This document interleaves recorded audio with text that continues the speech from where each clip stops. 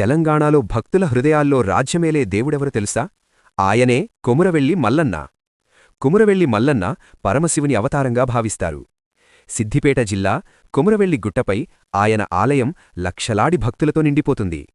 మల్లన్నకు ఇద్దరు దేవేర్లు ఉన్నారని జానపడగాథలు చెబుతాయి. మొదటి దేవేరి మెడలమ్మ.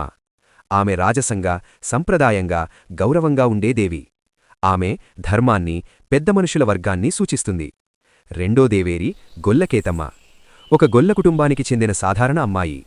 పశువుల మధ్య పెరిగిన అమాయకమైన కాని ధైర్యవంతమైన స్త్రీ. మల్లన్న ఎందుకు రెండో వివాహం చేసుకున్నాడు? ఇది కేవలం పెళ్లి కథ కాదు, ఇదొక సామాజిక సందేశం. మెడలమ్మ రాజసాన్ని సూచిస్తే గొల్లకేతమ్మ గ్రామీణ సమాజాన్ని సూచిస్తుంది. మల్లన్న ఇద్దరినీ అంగీకరించడమంటే దేవుడి దృష్టిలో ఉన్నత నిమ్న తేడాలు లేవని చెప్పడం.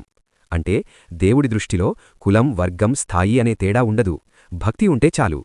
అందుకే రైతులు, గొల్లలు, గ్రామీణ ప్రజలు మల్లన్నను తమ ఇంటి దేవుడిగా భావిస్తారు. భక్తి ముందు కులం కాదు, హృదయం ముఖ్యం. జై కొమురవెల్లి మల్లన్న.